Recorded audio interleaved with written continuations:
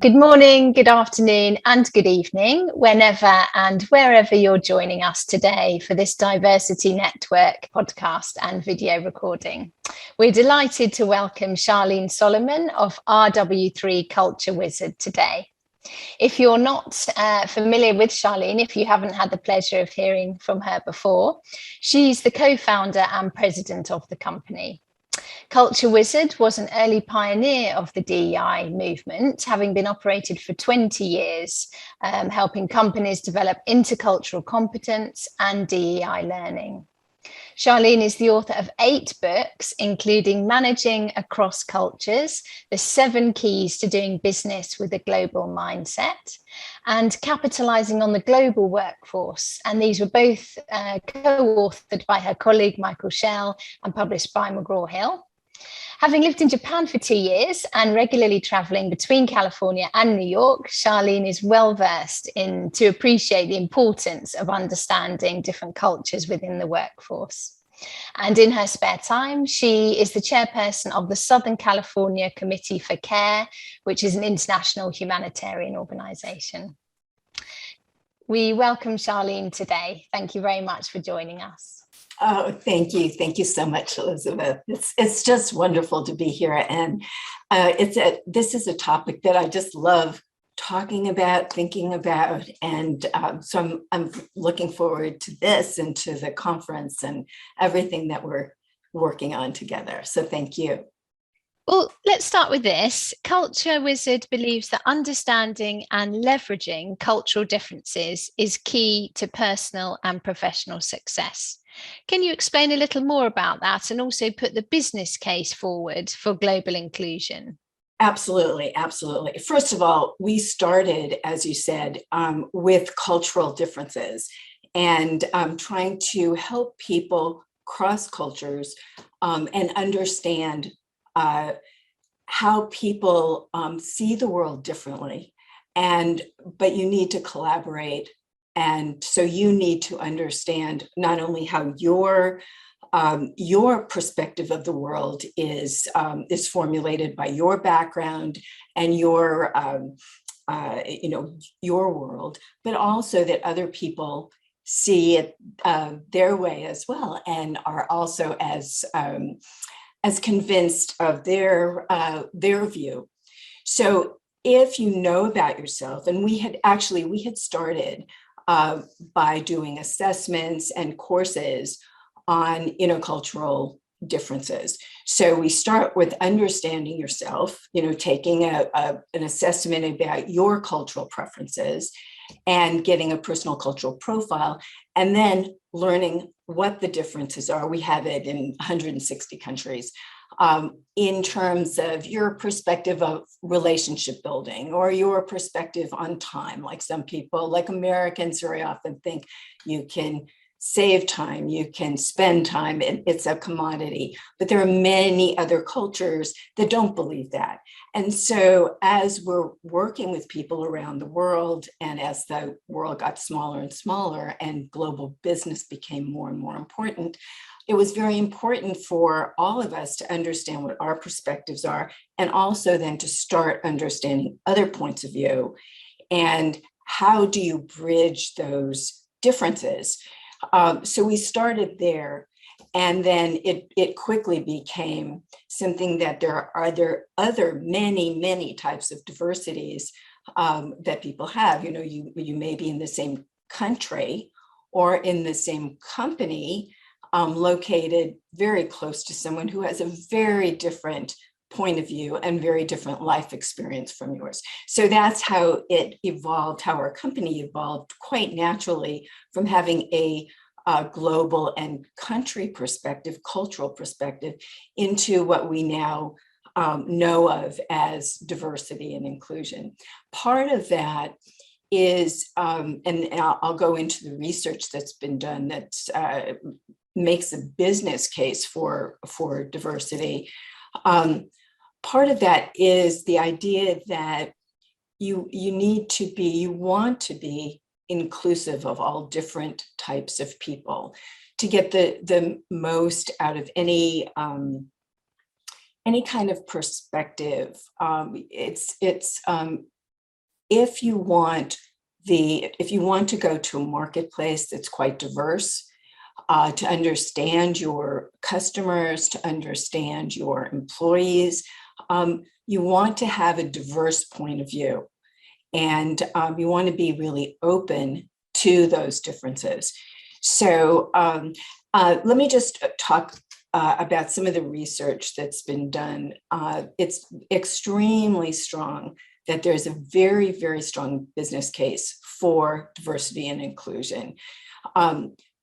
McKinsey and Company has done research for several years that racial and ethnic diversity, for example, companies that are racially and ethnically diverse have 36% better financial returns. I mean, that is really astonishing.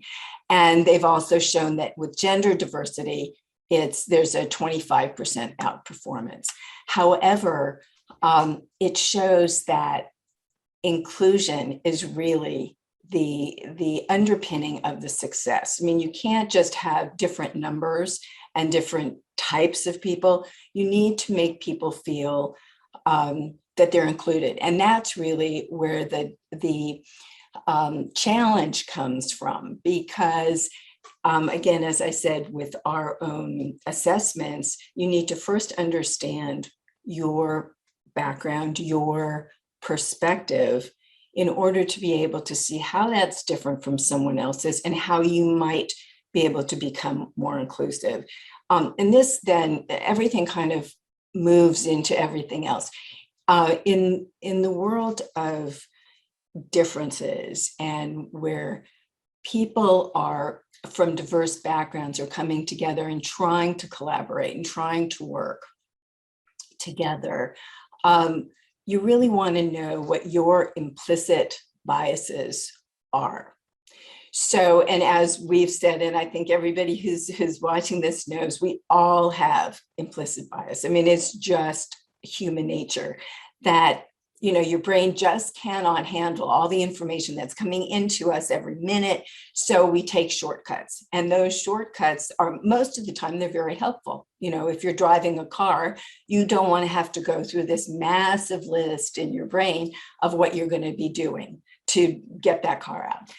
So in most cases, it's very helpful, but in many cases, and especially in differences where we're in different environments or dealing with people who are unfamiliar to us, we then may have, we may put up challenges for ourselves. We make assumptions about those people, about those situations that are unfamiliar. And sometimes they're not only wrong, but difficult to overcome.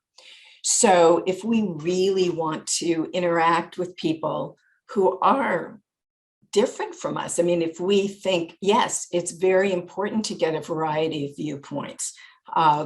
It's very different to hear what someone else from a different background and a different life can offer to me, to my business, to the particular situation. I have to be very aware of where my own biases may come into play, so that then, as I become more and more aware of them, which we do through assessments, then you can start to address those and see if you can change those. This is a little bit off of the subject that we're talking right now about the business case. But one of the major challenges that we're finding in people overcoming their biases and being able to work together is very often in diversity programs and trainings, there's not a lot of help that we give people, behavioral help. So one of the things that RW3 Culturewizard has always done, what we've done in designing our courses, and I'm a huge believer that behavioral change is really where we're going. You know, it's that if everyone is coming from a point of view of good intention and the desire to work together, how do I then change my behavior if I know I have a particular bias, or I'm coming into a situation that might make me a bit uncomfortable and my own defenses may be up. So one of the things that we do is this very simple thing, which is just pause and say, okay, this is a situation where some of these biases may come out. And then reflect on, is this an accurate situation? Am I really addressing a situation that's in front of me? Is this person in that? Is there a reason for me to be uncomfortable here? And then to examine that before you act. So it's actually just this 4-step simple behavioral thing, which is just pause, reflect, examine, and then act. And we incorporate that. We find that it's so simple, and yet people don't do that. Another thing, and again, so all of the diversity that we see needs to be really integrated into an inclusive environment, an environment in which people feel welcomed. They feel, I think we all know the statement about this feeling of belonging, but how do you create that? How do you create a situation, a team, a group of any kind, where people actually feel that they can bring their whole self to work, whether that means, they're a single parent and they have a more difficult way of having to get to work, whether they're someone who has a different style of thinking. We're hearing now a lot about neurodiversity, different learning styles. So it's not only about differences that are apparent, but we want to be really welcoming to all different kinds of people. And that really hinges on creating an environment where people can be honest about their background, about their current situation, and feel that they can share that and bring that to work. One of the other really important aspects of business, I think, is that right now, the millennial generation and Gen Z, they are expecting that the workforce is going to be diverse. That's, in fact, one of the things that you and I had talked about before is like how over the 20 years, how has the diversity and inclusion situation changed? And it's just enormously different than when we started the company. At that time, I would say that it was really diversity. There wasn't even an inclusion portion of it, and equity wasn't included either. I think it was very siloed. It was, relegated to a small number of practitioners who then needed to kind of get into action if there was a problem in the company, or if the company was very altruistic. And so it was cyclical over the years that, I've been in the profession, meaning that at some times it was more prevalent, and at other times it was just really taking, a back seat. But now, in the last several years, I think it's seen as an integrated talent management imperative in the company. And so that is a wonderful thing for, I think, for those of us who really believe in inclusion and inclusive ways of thinking, and trying to behave as well as we can in an inclusive way. But it also does bring lots and lots of challenges with it. First of all, as I said, in our situation, we look at it from a global perspective as well. So you don't only have the diversity of people who are living in the same country, but also diversity looks different and inclusion looks different in different parts of the world. Or if you're working with a team that is multicultural, it's, even exponentially more complicated, and you need to be quite open to differences. The other challenges, I think, are it's not just about hiring anymore.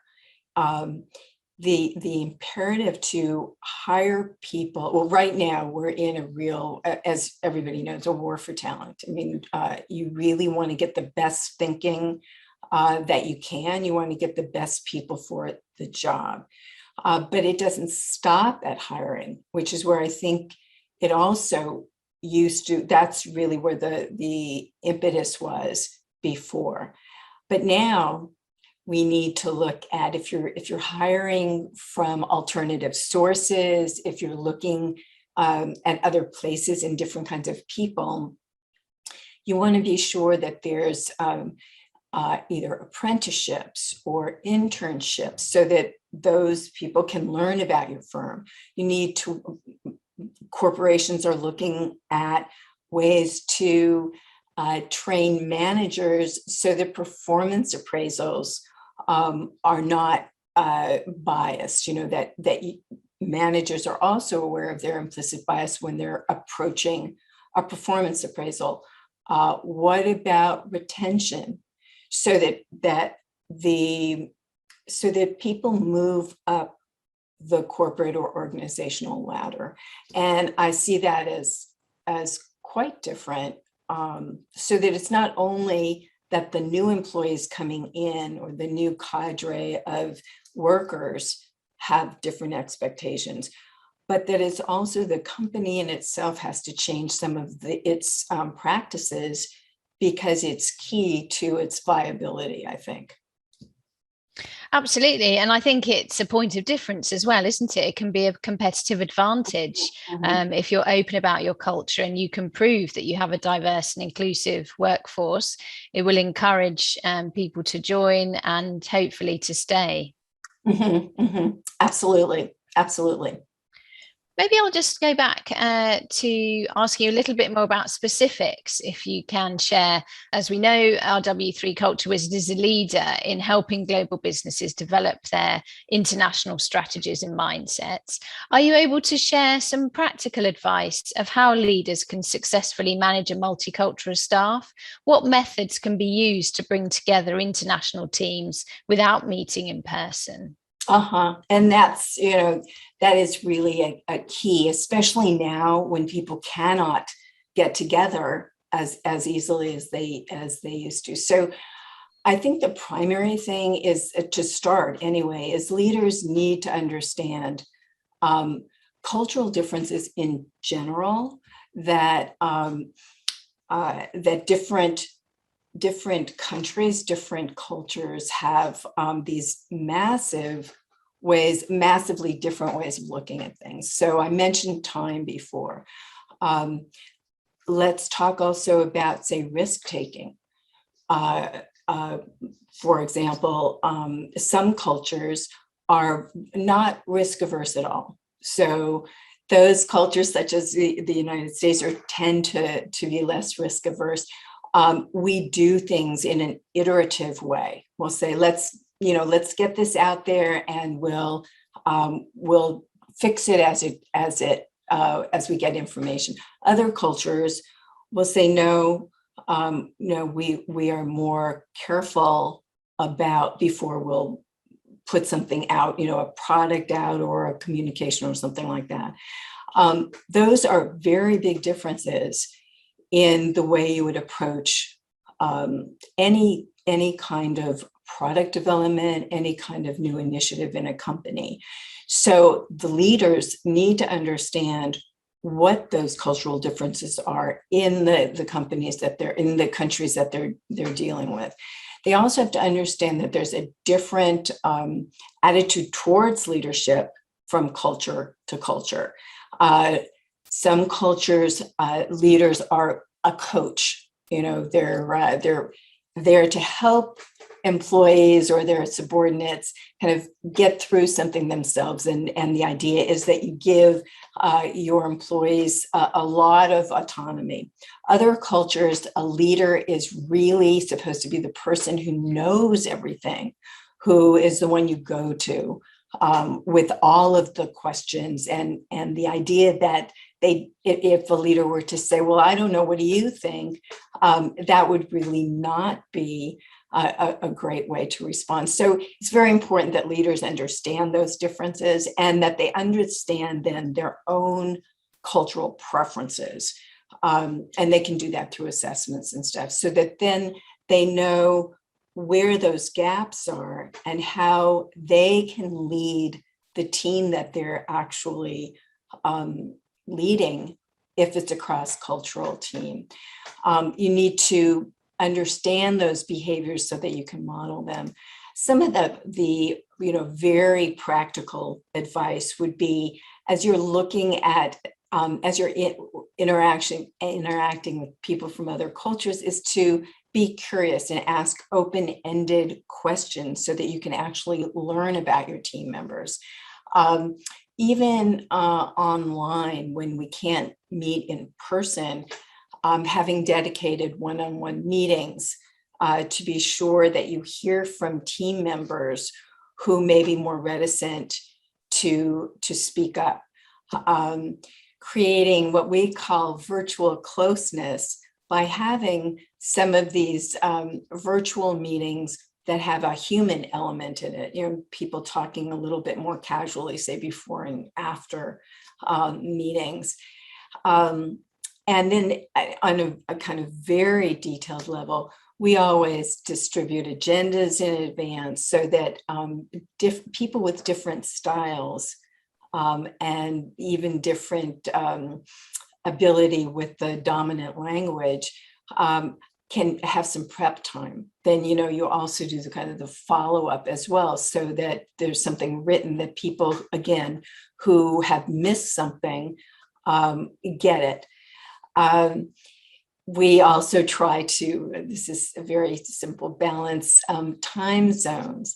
And then one of the things I think that is most challenging for a lot of people is managing silence, because especially, this could be introverted personalities, extroverted personalities, as well as being different cultural differences.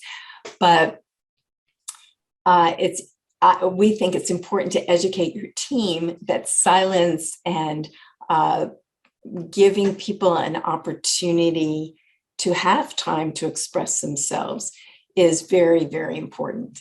And then also in terms of silence, that you don't misread the silence, that silence doesn't always mean, oh, I agree. Silence in some cultures can mean, oh, I'm not so sure, or I disagree, but I just don't want to articulate that.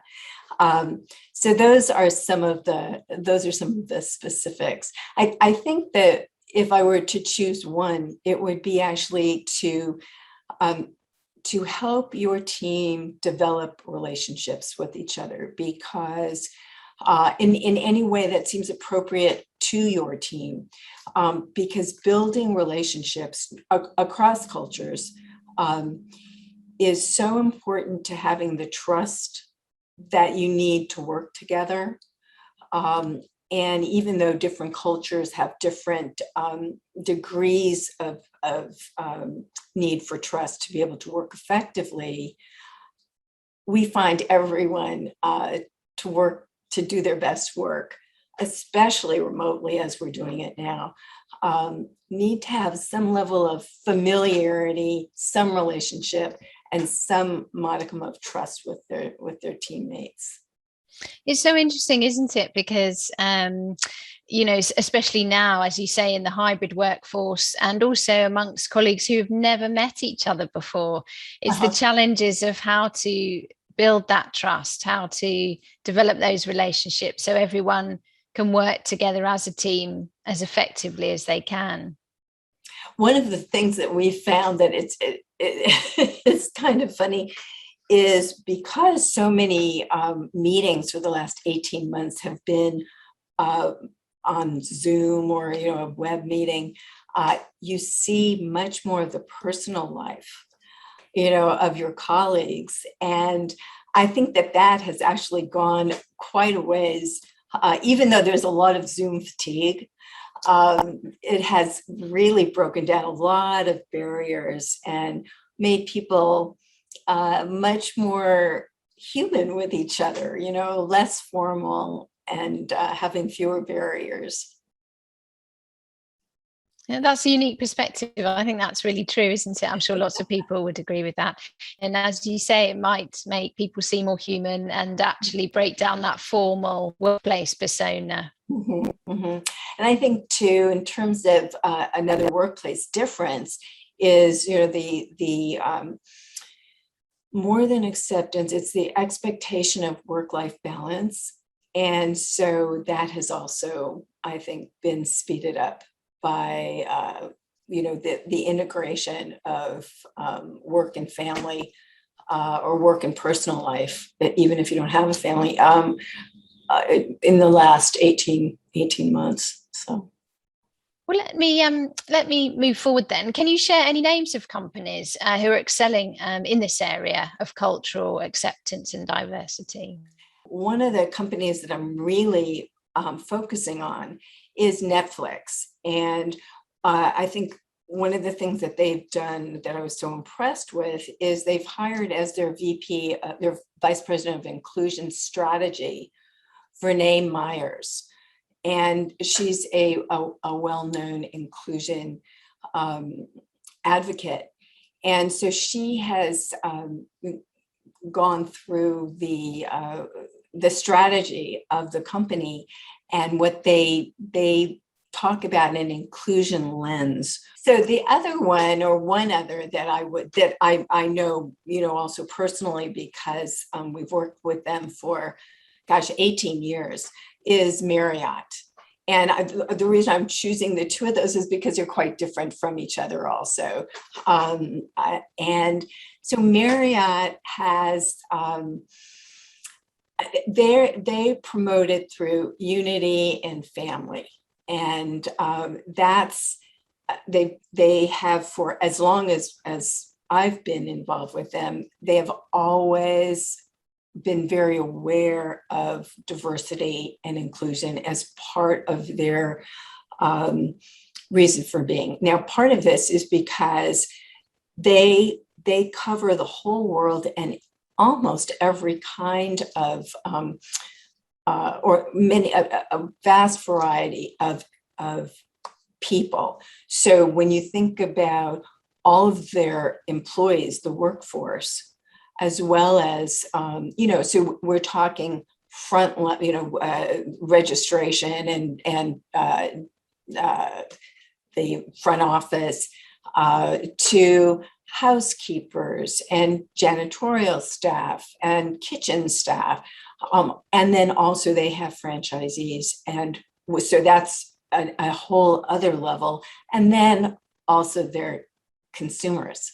So we've had many discussions about the wide variety of people in their universe, literally, that they need to approach. And so they have inclusion-focused e-learning courses, and they've done this for many years, as well as providing their employees and guests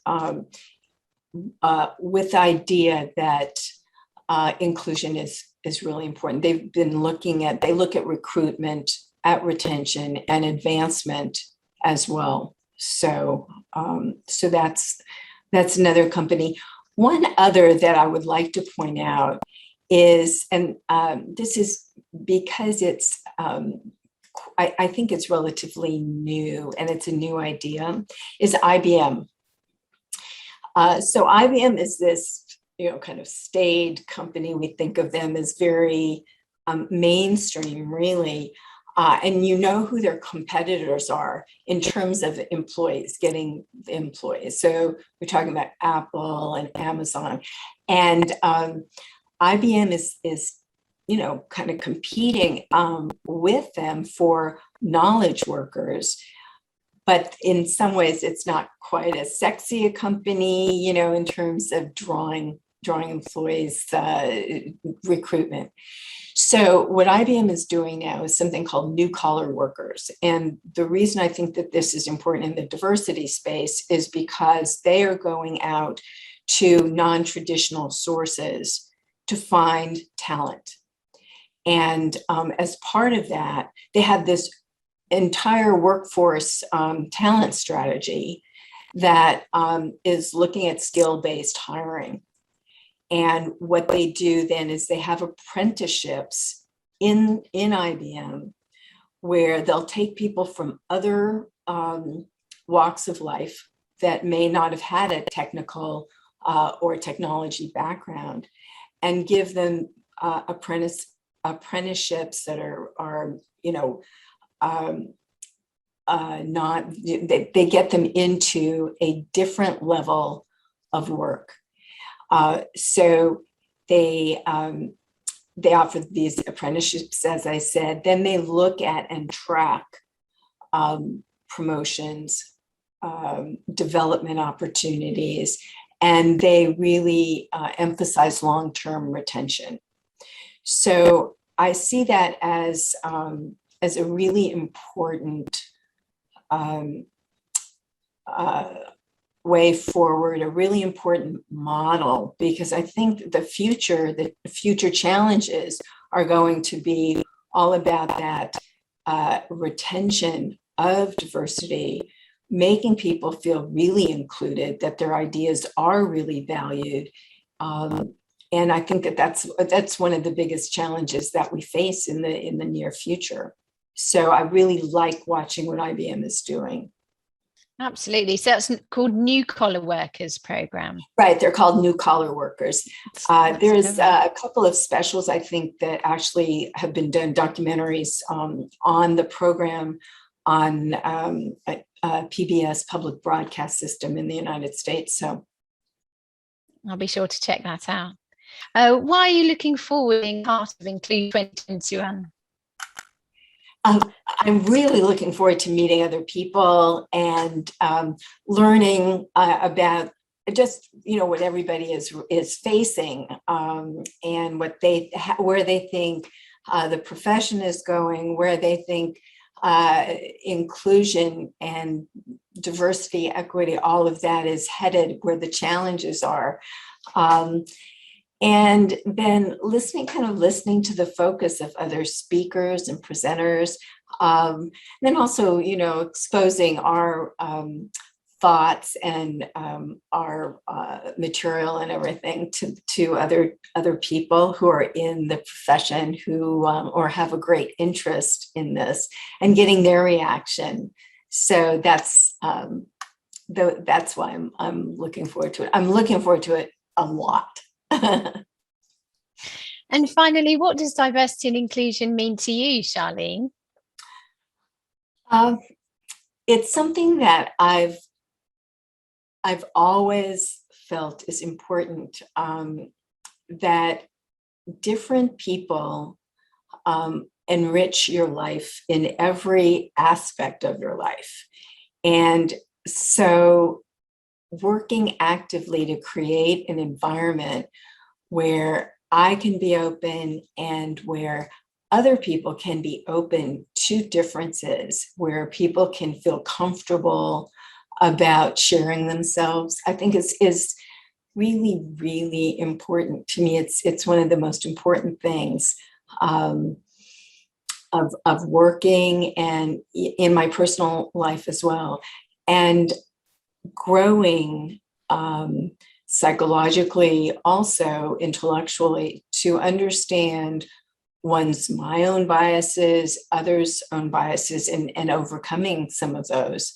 I think that's what it means, is getting to interact with people at their best, because there are no real barriers, artificial barriers put up between us. So That's a lovely statement, Charlene, and a really nice one to finish on. Well, that was Charlene Solomon. She's from RW3 Culturewizard. She's the CEO, and we're absolutely delighted to have had her today, and also to have Culturewizard as one of our sponsors at Inclusion 2021. And we really look forward to hearing more from them then. Thank you very much, Charlene. Thank you.